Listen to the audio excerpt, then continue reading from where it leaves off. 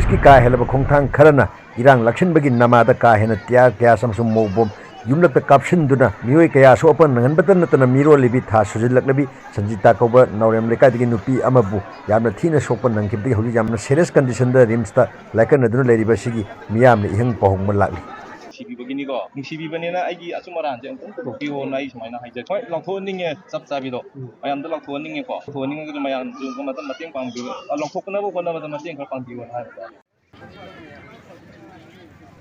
तांग तरा मरी निमित असिग अयु अंगनबदा अंगांग असे ममाना नॉर्मल ओइना उनरे हाइना रिपोर्ट तौरपगा लोइना मपाद अंगांग अदु सिनदुना सीना फंगले हाइदुना पिरखि मदुदगी मियामना खोसाउनरदुना हौनरुब तौदुना मियामना हौरक्तुना असी बंगांग अदु अमुक हना पुलिस स्टेशन दा थमजनखि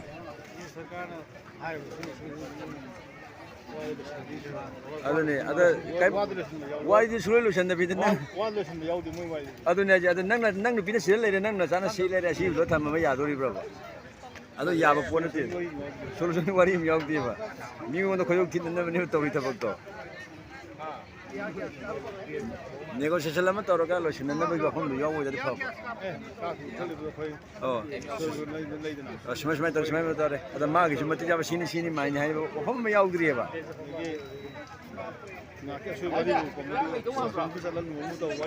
ओहो एक्शन लमा लौरगे एसपी ओइरो एसपी ओइरो नतदि सुम तौ याई तौरक्तोइने याबा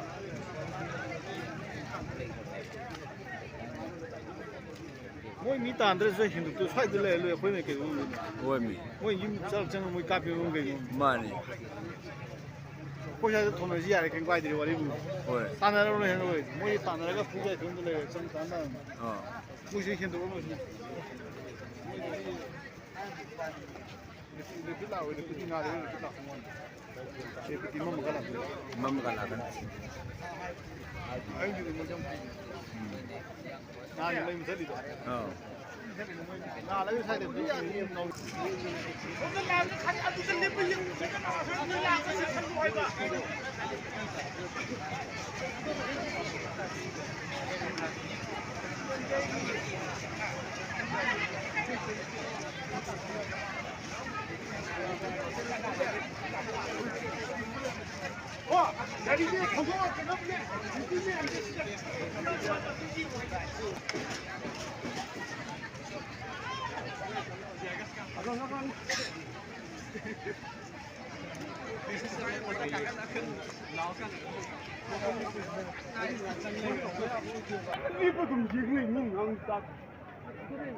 थौदोरे 아직 더러운 게 나오는데 누야 두번 튀는 더러운 게 나오는데 당근 나서 시티잖아 시티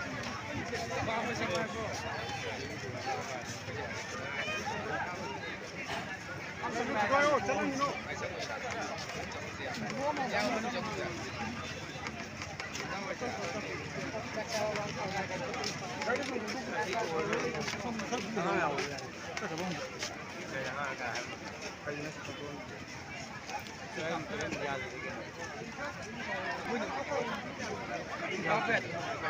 왜안 돌아지는 거야?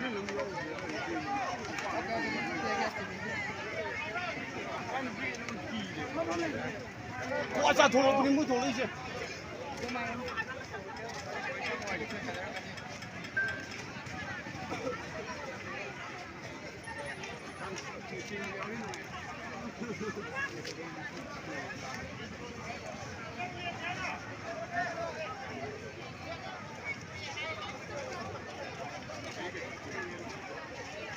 मनंगी फाउदो खोंगि खा असोंगे लंबी खरा खुब कोलकोला येदाय दो अदा गाड़ी में तो खोइ ओए काय वाले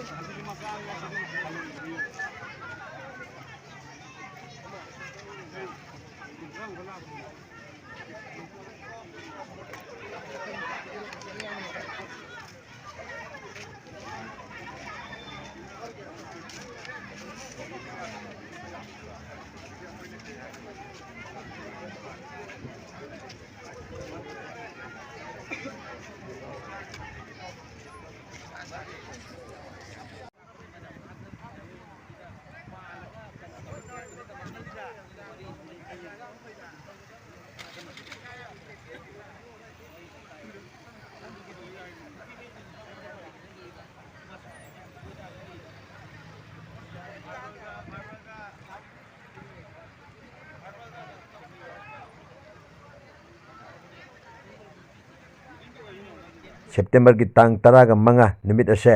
ꯁꯟꯖꯤꯇꯥꯒꯤ ꯊꯧꯗꯣꯛ ꯑꯁꯤꯒ ꯃꯔꯤ ꯂꯩꯅꯅ ꯃꯐꯝ ꯄꯨꯝꯅꯃꯛꯇ ꯁꯨꯠꯗꯥꯎꯟ ꯀꯧꯈꯤ꯫ ꯃꯐꯝ ꯑꯁꯤꯗ ꯑꯌꯨꯛꯇ ꯊꯧꯗꯣꯛ ꯋꯥꯊꯣꯛ ꯀꯌꯥꯃꯔꯨꯝ ꯊꯣꯛꯈ꯭ꯔꯕ ꯃꯇꯨꯡꯗ ꯅꯨꯡꯊꯤꯜꯗꯗꯤ ꯈꯔ ꯏꯪꯊꯔꯛꯈꯤ꯫ ꯑꯗꯨꯕꯨ ꯏꯪꯊꯔꯦ ꯍꯥꯏꯕꯗꯨ ꯃꯉꯥꯏ, ꯅꯣꯔꯃꯦꯂꯤ ꯑꯣꯏꯅ ꯆꯠꯊꯣꯛ ꯆꯠꯁꯤꯟꯗꯤ ꯌꯥꯝꯅ ꯑꯄꯟꯕ ꯑꯣꯏꯈꯤ꯫ ꯌꯥꯝꯅ ꯀꯟꯅ ꯀꯥꯟꯆꯤꯄꯨꯔꯗꯒꯤ ꯕꯣꯔꯣꯏ ꯃꯈꯣꯡꯗꯒꯤ ꯅꯥꯎꯔꯦꯝ ꯂꯩꯀꯥꯏꯗꯒꯤ ꯀꯋꯥ ꯐꯥꯎꯕ ꯌꯥꯝꯅ ꯀꯟꯅ ꯍꯥꯏꯔꯤꯕ ꯄ꯭ꯔꯣꯇꯦꯁꯇꯔꯁꯤꯡ ꯑꯁꯤꯅ ꯂꯝꯕꯤ ꯊꯤꯡꯕꯒꯤ ꯊꯕꯛ ꯆꯠꯊꯈꯤ꯫ ꯃꯐꯝ ꯑꯗꯨꯗ ꯑꯩꯈꯣꯏꯅ ꯆꯠꯆꯗꯨꯅ ꯂꯩꯔꯝꯕ ꯏꯃꯥ ꯏꯕꯦꯜꯁꯤꯡꯒ ꯎꯅꯗꯨꯅ ꯋꯥꯔꯤ ꯋꯥꯇꯥꯏ ꯁꯥꯟꯅꯔꯛꯄꯒꯤ ꯄꯥꯎꯗꯝ ꯑꯃꯇꯪ ꯃꯤꯌꯥꯝꯗ ꯈꯨꯠꯂꯣꯠ ꯇꯝꯖꯒꯦ꯫ ꯑꯩꯈꯣꯏ ꯁꯤꯒꯤ ꯏꯍꯧꯁꯦ ꯅꯍꯥꯟ ꯁꯨꯃꯥꯏꯅ ꯇꯧꯗꯅ ꯁꯥꯇ꯭ꯔ ꯈꯔ ꯁꯨꯃꯥꯏꯅ ꯇꯧꯗꯅ ꯏꯍꯧ ꯍꯧꯕꯗꯒꯤ ꯀꯋꯥ ꯄꯨꯂꯤꯁꯇ ꯁꯥꯇ꯭ꯔ ꯈꯔ ꯐꯥꯏꯌꯦꯅ ꯇꯧꯈꯤꯕꯗꯣ ꯑꯗꯨꯒꯤ ꯊꯥꯗꯣꯛꯄꯤꯌꯣꯅ ꯃꯌꯥꯝ ꯍꯧꯀꯥꯟꯗ ꯇꯤꯌꯥꯔ ꯒ꯭ꯌꯥꯁ ꯀꯥꯞꯄꯗꯒꯤ ꯍꯥꯏꯔꯤꯕ ꯅꯨꯄꯤꯁꯦ ꯃꯥꯗꯤ ꯃꯤꯔꯣꯜꯗ ꯊꯥ ꯁꯨꯔ ꯂꯩꯔꯕꯅꯦꯕ, ꯃꯥꯁꯦ ꯑꯗꯨꯝ ꯐꯃꯨꯡꯗ ꯔꯦꯁ ꯇꯧꯔ ꯂꯩꯕꯅꯦꯕꯀꯣ꯫ ꯑꯗꯩꯗ ꯑꯩꯈꯣꯏꯒꯤ ꯃꯣꯏꯅ ꯃꯤ ꯇꯥꯟꯅꯕ ꯌꯨꯝꯂꯛꯇ ꯇꯤꯌꯥꯔ ꯒ꯭ꯌꯥꯁꯁꯦ ꯇꯥꯕꯗꯒꯤ ꯑꯩꯈꯣꯏꯒꯤ ꯅꯨꯄꯤꯁꯦ ꯃꯅꯝ ꯑꯩꯈꯣꯏꯒꯤ ꯇꯤꯌꯥꯔ ꯒ꯭ꯌꯥꯁꯀꯤ ꯃꯅꯝꯁꯤꯅ ꯇꯧꯔꯒ ꯃꯥꯁꯦ ꯃꯕꯨꯛ ꯃꯈꯥꯗ ꯑꯣꯟꯈꯠꯇꯅ ꯈꯣꯠꯇꯅ ꯇꯧꯕꯗꯒꯤ ꯗꯣꯛꯇꯔ ꯄꯨꯈꯠꯄꯅꯦꯕ꯫ ꯄꯨꯈꯠꯂꯀꯥꯟꯗ ꯍꯧꯖꯤꯛꯀꯤ ꯃꯣꯏꯅ ꯑꯗꯨꯝ ꯅꯨꯃꯤꯠꯇꯨꯗ ꯅꯣꯡꯉꯥꯜꯂꯒ ꯑꯗꯨꯝ ꯃꯥꯁꯤ ꯌꯥꯗ꯭ꯔꯦ ꯍꯥꯏꯔꯦꯀꯣ꯫ ꯌꯥꯗꯕꯗ ꯃꯣꯏꯅ ꯍꯧꯖꯤꯛ ꯚꯦꯟꯇꯤꯂꯦꯇꯔ ꯍꯥꯞꯆꯤꯜꯂ ꯍꯧꯖꯤꯛꯐꯥꯎ ꯊꯝꯃꯤꯗꯅ ꯃꯆꯥꯁꯤꯗꯤ ꯉꯔꯥꯡ ꯃꯣꯏꯅ ꯁꯤꯔꯦꯅ ꯀꯟꯐꯥꯔꯝ ꯇꯧꯔꯦ, ꯀꯋꯥꯏ ꯄꯨꯂꯤꯁꯇ ꯄꯨꯔꯦ꯫ ꯀꯋꯥꯏ ꯄꯨꯂꯤꯁꯇ ꯄꯨꯔꯀꯥꯟꯗ ꯃꯣꯏꯅ ꯂꯧꯁꯟꯕ ꯉꯝꯅꯤ ꯉꯝꯂꯣꯏꯅ ꯇꯧꯅꯔꯦꯗꯅ ꯑꯗꯨꯗꯒꯤꯅꯦꯕ ꯃꯈꯥꯗ ꯃꯣꯏ ꯍꯥꯏꯅ ꯃꯃꯥꯗꯣ ꯍꯤꯡꯉꯤꯁꯤꯅꯤ꯫ ꯃꯣꯏ ꯍꯥꯏꯅ ꯃꯃꯥꯗꯣ ꯍꯤꯡ ꯇꯥꯔꯒꯗꯤ ꯑꯩꯈꯣꯏ ꯎꯅꯖꯒꯦ, ꯃꯃꯥꯗꯣ ꯃꯆꯥ ꯄꯣꯛꯑꯕꯅꯤꯅ ꯑꯩꯈꯣꯏ ꯀꯩꯒꯨꯝꯕ ꯈꯔꯗꯤ ꯑꯩꯈꯣꯏ ꯎꯅꯖꯒꯦ, ꯆꯥꯖꯒꯦ, ꯄꯤꯖꯒꯦ ꯈꯣꯠꯀꯦ ꯍꯥꯏꯕꯅꯦꯕ, ꯃꯣꯏꯅ ꯌꯥꯗꯕꯅꯦꯕ꯫ ꯑꯗꯨꯒꯤꯗꯃꯛꯇ ꯑꯩꯈꯣꯏꯁꯦ ꯍꯧꯖꯕꯅꯦꯕ ꯇꯧꯔꯤꯁꯦ꯫ ꯑꯗꯣ ꯍꯧꯖꯤꯛꯐꯥꯎꯗ ꯏꯃꯥ ꯀꯩꯅꯣ ꯑꯩꯈꯣꯏꯒꯤ ꯁꯤꯚꯤꯜ ꯁꯣꯁꯥꯏꯇꯤꯁꯤꯡ ꯍꯥꯏꯇꯥꯔꯦ, ꯑꯩꯈꯣꯏꯒꯤ ꯃꯣꯏꯁꯤꯡꯁꯤꯅ ꯀꯔꯤ ꯍꯥꯏꯗꯤ ꯃꯇꯦꯡ ꯇꯧꯔꯛꯄ, ꯍꯥꯏꯗꯤ ꯑꯩꯈꯣꯏꯒꯤ ꯁꯤꯒꯤ ꯏꯟꯐꯣꯔꯝ ꯇꯧꯕ, ꯍꯥꯏꯗꯤ ꯑꯉꯥꯡꯁꯤꯒꯤ ꯑꯆꯨꯝꯕ ꯋꯥꯌꯦꯜ ꯅꯨꯄꯤꯁꯤꯒꯤ ꯐꯪꯅꯕ ꯍꯣꯠꯅꯕꯗ ꯀꯔꯤ ꯇꯧꯕꯤꯔꯛꯄꯗꯤ ꯂꯩ? ꯑꯗꯨꯝ ꯃꯌꯥꯝ ꯑꯗꯨꯝ ꯆꯤꯡꯁꯤꯜꯂꯤꯁꯤꯅꯤ, ꯑꯩꯈꯣꯏ ꯑꯆꯨꯝꯕꯗꯨ ꯄꯨꯊꯣꯛꯄꯤꯌꯨ, ꯑꯁꯦꯡꯕꯗꯨ ꯄꯨꯊꯣꯛꯄꯤꯌꯨ ꯃꯌꯥꯝ ꯍꯧꯃꯤꯟꯅꯔꯤꯁꯤꯅꯤ꯫ ꯑꯗꯣ ꯍꯧꯖꯤꯛꯐꯥꯎꯒꯤꯗꯤ ꯃꯣꯏꯅꯁꯨ ꯗꯦꯠ ꯁꯥꯔꯇꯤꯐꯤꯀꯦꯠ ꯄꯤꯌꯨ ꯌꯥꯗꯕꯅꯤꯅ ꯑꯗꯨꯝ ꯏꯔꯥꯡꯁꯦ ꯑꯗꯨꯝ ꯁꯨꯃꯥꯏ ꯁꯨꯝ ꯇꯧꯔꯒ ꯑꯗꯨꯝ ꯂꯩꯔꯤꯁꯤꯅꯤ꯫ ꯑꯗꯣ ꯀ꯭ꯂꯕ ꯁꯪꯁꯊꯥꯟꯁꯤꯡ ꯑꯇꯩ ꯂꯩꯔꯤꯕ ꯁ꯭ꯋꯥꯏꯒꯤ ꯑꯦꯔꯤꯌꯥꯒꯤ ꯍꯥꯏꯇꯥꯔꯦ ꯑꯀꯣꯏꯕꯒꯤ ꯁꯤ ꯑꯗꯨꯝ ꯌꯥꯎꯕꯤꯕ ꯅꯠꯇ꯭ꯔꯥ? ꯌꯥꯎꯋꯦ ꯑꯩꯈꯣꯏ ꯁ꯭ꯋꯥꯏ ꯅꯥꯎꯔꯝꯂꯒ ꯁ꯭ꯋꯥꯏ ꯑꯄꯨꯟꯕ ꯃꯩꯔꯥ ꯑꯗꯨꯝ ꯁ꯭ꯋꯥꯏꯒꯤ ꯂꯣꯏ ꯌꯥꯎꯋꯦ꯫ ꯕꯣꯔꯣꯏ ꯃꯈꯣꯡꯗꯒꯤ ꯑꯩꯈꯣꯏꯅ ꯍꯧꯖꯤꯛ ꯑꯃꯨꯛ ꯀꯋꯥꯒꯤ ꯑꯣꯏꯕ ꯄꯨꯂꯤꯁ ꯁ꯭ꯇꯦꯁꯟꯁꯤꯗꯒꯤ ꯈꯤꯇꯪ ꯍꯥꯏꯊꯔꯛꯄ, ꯑꯗꯨꯒ ꯅꯥꯎꯔꯦꯝ ꯂꯩꯀꯥꯏ ꯂꯥꯏ ꯁꯨꯃꯥꯡꯗꯒꯤꯅ ꯈꯤꯇꯪ ꯍꯥꯏꯒꯠꯂꯛꯄ ꯃꯐꯝ ꯑꯁꯤꯗꯅꯤ ꯑꯩꯈꯣꯏꯅ ꯍꯧꯖꯤꯛ ꯑꯃꯨꯛ ꯂꯩꯖꯔꯤꯕꯁꯤ꯫ ꯃꯐꯝ ꯑꯁꯤꯗ ꯄ꯭ꯔꯣꯇꯦꯁ ꯇꯧꯔꯤꯕ ꯏꯃꯥ ꯏꯕꯦꯜꯁꯤꯡꯒ ꯑꯃꯨꯛ ꯉꯥꯏꯍꯥꯛ ꯎꯅꯕꯒꯤ ꯋꯥꯔꯤ ꯋꯥꯇꯥꯏꯒꯤ ꯄꯥꯎꯗꯝ ꯑꯗꯨ ꯃꯤꯌꯥꯝꯗ ꯑꯃꯨꯛ ꯊꯝꯖꯒꯦ꯫ ꯏꯃꯥꯡꯒꯤꯁꯦ ꯑꯩꯈꯣꯏꯒꯤ ꯑꯌꯨꯛꯇꯤ ꯇꯧꯔꯝꯕ꯭ꯔꯥ, ꯈꯔ ꯏꯔꯥꯡ ꯇꯧꯔꯝꯕ꯭ꯔꯥ? ꯑꯌꯨꯛꯇꯤꯒꯤ ꯈꯔ ꯇꯧꯔꯝꯃꯦꯅ ꯄꯥꯎ ꯇꯥꯕ꯫ ꯑꯗꯣ ꯍꯧꯖꯤꯛꯇꯤ ꯏꯪꯊꯈ꯭ꯔꯒꯀꯣ ꯑꯩꯈꯣꯏ ꯂꯝꯕꯤ ꯊꯤꯡꯕ ꯈꯛꯇꯪꯒꯤ ꯍꯧꯖꯤꯛ ꯕꯟꯁꯤꯒꯤ ꯑꯣꯏꯅ ꯁꯞꯄꯣꯔꯠ ꯇꯧꯔ ꯂꯩꯕꯅꯦꯕꯀꯣ꯫ ꯑꯣꯀꯦ꯫ ꯏꯇꯩꯃ ꯁꯨꯃꯥꯏꯅ ꯇꯧꯕꯅꯤ, ꯑꯩꯈꯣꯏꯒꯤ ꯅꯍꯥꯟ ꯊꯣꯛꯈꯤꯕ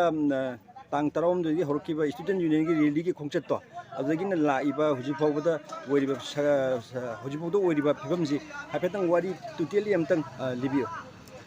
ꯇꯧꯔꯤꯕ ꯏꯔꯥꯡꯁꯤ MUꯗꯒꯤ ꯁꯥꯇ꯭ꯔ ꯃꯌꯥꯝ ꯍꯧꯔꯒ ꯂꯥꯛꯑꯦꯀꯣ꯫ ꯔꯦꯂꯤ ꯂꯥꯛꯆꯕ ꯃꯇꯝꯁꯤꯗ ꯀꯋꯥ ꯄꯨꯂꯤꯁꯅ ꯊꯤꯡꯉꯦ꯫ ꯀꯋꯥ ꯄꯨꯂꯤꯁꯅ ꯊꯤꯡꯉꯤꯕ ꯑꯁꯤ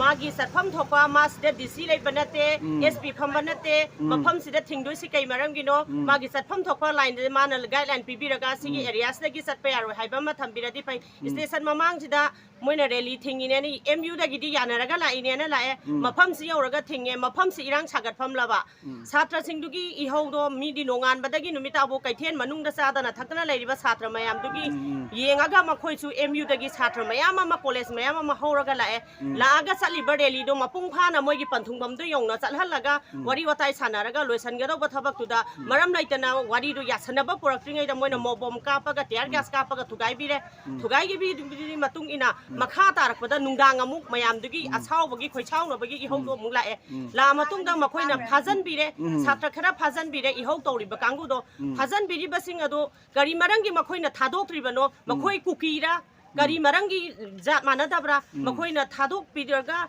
ꯏꯔꯥꯡꯗ ꯅꯦꯝꯊꯈꯤꯗꯧꯕꯗꯨꯗ ꯃꯣꯏꯅ ꯐꯥꯖꯜꯂꯒ ꯊꯝꯃꯦ꯫ ꯐꯥꯖꯜꯂꯒ ꯊꯝꯃꯕꯅꯤꯅ ꯃꯈꯥ ꯇꯥꯅ ꯑꯩꯒꯤ ꯏꯆꯥꯗꯣ ꯏꯅꯥꯎꯗꯣ ꯐꯥꯖꯜꯍꯧꯔꯦ ꯍꯥꯏꯔꯒꯗꯤ ꯑꯩ ꯌꯨꯝꯗ ꯂꯩꯕ ꯌꯥꯒꯗ꯭ꯔꯥ? ꯃꯈꯥ ꯇꯥꯕ ꯑꯗꯨꯒꯤ ꯃꯔꯝ ꯑꯣꯏꯔꯒ ꯃꯈꯣꯏ ꯃꯌꯥꯝꯗꯣ ꯏꯍꯧ ꯂꯥꯛꯑꯦ꯫ ꯏꯍꯧ ꯂꯥꯛꯏꯕꯁꯤꯡꯗꯣ ꯅꯦꯝꯊꯅꯕꯒꯤꯗꯃꯛꯇ ꯃꯌꯥꯝꯁꯤꯅ ꯐꯖꯅ ꯍꯥꯏꯖꯔꯒꯁꯨ ꯑꯁꯥꯎꯕ ꯃꯩꯔꯤꯅ ꯍꯦꯃꯟꯗꯅ ꯏꯔꯥꯡꯗꯣ ꯃꯈꯥ ꯆꯠꯊꯔꯦ꯫ ꯃꯈꯥ ꯆꯠꯊꯔꯤꯕꯗꯨꯒꯤ ꯃꯇꯨꯡ ꯏꯟꯅ ꯊꯥꯗꯣꯛꯇ꯭ꯔꯕꯅꯤꯅ ꯑꯗꯨꯝ ꯆꯠꯊꯕꯤꯔꯦ꯫ ꯏꯔꯦꯝ ꯂꯦꯝꯅ ꯃꯐꯝꯁꯤꯗ ꯂꯩꯔꯤꯕ ꯀꯋꯥꯒꯤ OC, SDPO ꯃꯌꯥꯝꯁꯤꯅ ꯌꯥꯅꯔꯒ ꯅꯈꯣꯏ ꯃꯇꯨꯡ ꯃꯅꯥꯎ ꯇꯧꯒꯅꯨ, ꯃꯁꯤꯒꯤ ꯁꯤꯆꯨꯋꯦꯁꯟꯁꯦ ꯐꯠꯇꯦ, सुमाइना अखोई मसेन तौनबसे फते खोते हायरगा मखोई फुबियु सैबियु ngangbiyु मोइदा खरा छिटन तौरा थादोपिगो अदुदि नतदना फाजलगा पैसा चानबगी दमक मखोइबु तौरगा एफआईआर चनब होनरिसे काइगिनो मखोइना मी मपोर हुरालुबरा मखोइना छात्र अमा हालुबरा नत्रगा हौजे मो बम कापिबा नुपिसे मखोइना हालुबरा करी तौरुबगिनोबा मखोइ एफआईआर चनदोइसे काइगिनोबा अदुदि मामा ओइरिबा मपा ओइरिबा मबुंग मपा ओइरिबा प्रजा ma'am तुमिना लैथोकपा ngamdabani irang makha satharakpaneba irang makha satharakpaje waroi sin kubibagi mahuta makhoi yumlakta tiar gas kap toisi karino ba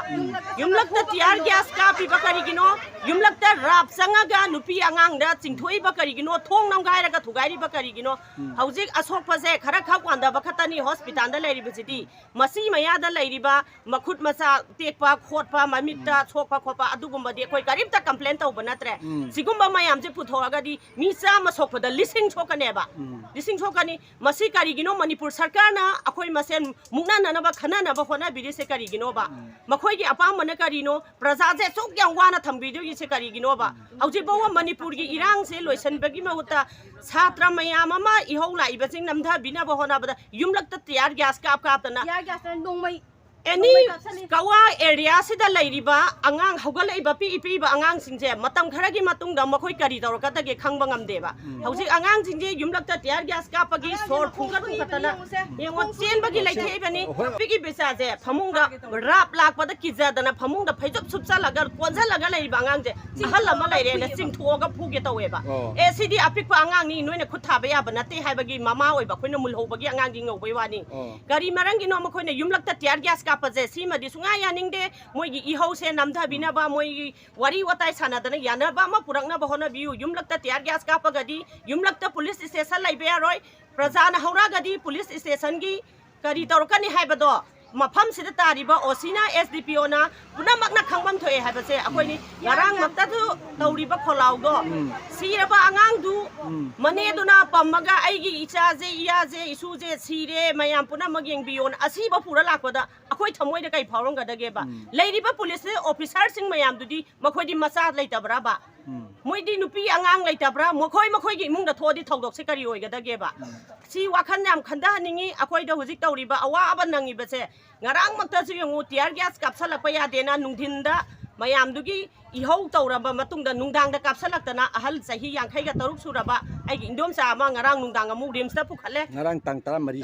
tara mari se nungdang sida tawba ya deko hai haine yumlakta kapsalakpaduna haine rubber rally saluraba pung amani gi matungda imungda kapsalaktana indom sa do pukhatana nungdang pung ani taraga haleba akoi si irang maraktura kamai halaktoino khangdadana ambulance kauraga pure ambulance kauraga thilalle eba koi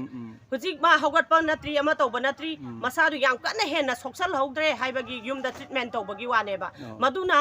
sanjita gumna maju phibam luram taragadi leibak se kari oigadageba hoi aduga huji aduga madugi ngarang lokthokhiba बंदुगी मखा सथबोइना हुजिक तौरिसिना को इते Moina को support ओइना को हुजिक बंजिगी मखा सथबोइना तौबने हुजिक तौसिना को ना माने ngarang चथगिबा अखोइगी आंगांग दु पिसलु मतुंगदा यानागिबा मयाम अमा दगी यानाथबा मयाम अमना अखोइना मीटिंग तौजरबा मतुंगदा जेसिना मीटिंग तौजरबा मतुंगदा अखोइ मणिपुर की ओइना 24 आवर सदान तौरसी हायरदना लाउथोकसरगा अखोइ मखा चथजबनी सी मसिदैसिदा अखोइ आम का हेना मूवमेंट तौबनते वरी तौरिबा थबक सिगी नुंगाइदबनिना अखोइ मसिदैसिदा दुकान हांगदना फमदना लांगदना थबक इंगांग तौनबगी अखोइ संग्रे मरमदी आई इमुंगदा थोकते हाइबा वानी आई इमुंगदा थोकपगा सब मानरे लेकाइ सिमक्तदा थोइबा तौदोकसिबु अखोइना तुमिना फमदना हिपतना लैथोकपा ngamgadraba अखोइ सीएसओ सिंग हाइ तारे को अदगी अखोइ लेकाइ सिगी क्लब संस्थान अदुगा अखोइ सिजु लंगथमान केंद्र चिंगमि लंगथमान केंद्र की सपोर्ट का दम फंगबिब्रा कमाय तो लंगथमान केंद्र की सपोर्ट खरा दुम अखोइगी लंगथमान तु सिंगमैगी ओइबा कोऑर्डिनेटिंग कमिटी की अमा लैजै मदुदुगा एजेंसी सिंगदिगा पुलगा अखोइगी तौबम थोकपा खरा दे दुम ताना जरगा तौजरी मतम मतम की मतुंग इन ताना जगनी तौजगनी गरांगसु जेसी मयाम पुलसनारगा अखोइ मीटिंग तौरबा मतुंगदा 24 आवर तौनरिबनी हुजिक लौरिबा डिसिजन जे द लौबने बको Thank you very much. Adong ngasi di tema matang lusin je hayeng amu sigi makha chatha jabo ina habata. Amu gi numitu ki sanjita ge sibu numitu ta thok ki badu da ko gi tiar gas ka pa ko pa tension na ba ko pa to badu da sopa ni ite magi ming kari nausha okay okay ya ini now ite magi na ming kan chahi kaya amu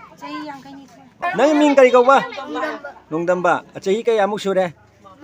Mapan. Oh 9 years sung sure. Ado nang gi khongsi ngarang numidang moi myam na chiam le thek pa adagi jingdok pi dana ga su tok bi ram me ba ko phu do ko tok bi ram me ba ko. Tang ma sa si da dong dagi RM na puthok ke tawi Ado mama na kali do dong wa wari na Puge haye mamana haye. Nang puge haye mamana khamawe natra. mama na khamal ho bane ba. Moi na pur gi hai ba nang se. Chai trai ban su dri ba ngang ji moi pu gi hai ni yeng ba. Kari no base. asigumba talak asida ngarang maktasu numidang yumlakta mobom tiar gas na chingba kapsul lakpadagi hal amasu ngarang rimsta pukatuna laikan nakhi loina thogdok asiga mari lena na sem khiba JSC na chief minister unaduna ngasi numidang wairam yasinba kayamum propangam khre hairi matang asida report amatang galawminasi koi naurem ongbi laisam ningol sanjita gi damakta koi puna lai khraminasi sangi film atu matamda ishwar ma ki thaujal dagi pharak ko ishinu haidana koi puna khoiramina rakanda hairiba sanjita gi damakta mai careness amati mai treatment gi damakta masigi senpham punamak koi gi laingak na pobirani haina su koi thambirei adana koi puna lai khraminasi apabada oiminasi haiba homdu ma koi thaminare koi gi thokriba thodok numitu daida police ki ka henba koi gi ahinba notorious action haigadro ko adumba kano sing sida chenaba koi gi police official sing gi mathakta akoi karigumba khradi action lokot piu haiba support acha koi thamjabani masi hairiba numitu da chenaba koi gi police official sing thiga chara kam ko ye kaigum khra action lokul kan habi pot chap chap thaja bibiri haitare ko yo sing mari leina na agitator sing da thok asopan thok khot palei dana adum sing si ki chu government ki mai kai ki chap chap mo khoi ki mateng pangjage habi chap chap assurance bibirak ko loina na khongjang changsil lei manung da khoi ki khongjang loi sing hajan punjan gi basing athu matam da loin ma condition yaw na thador na habi wafam si ma chap chana assurance bibire khudong thiba nang laba ngang si mak chu chap mana ba mioi ba amagum treat to bira kan da manipur leingak na hair ba ma ki damak ta mioi ba mana leingak ki ashui ba de ki action khra da shui gi ne ne lo bira kan da ngang si compensation chap chana koi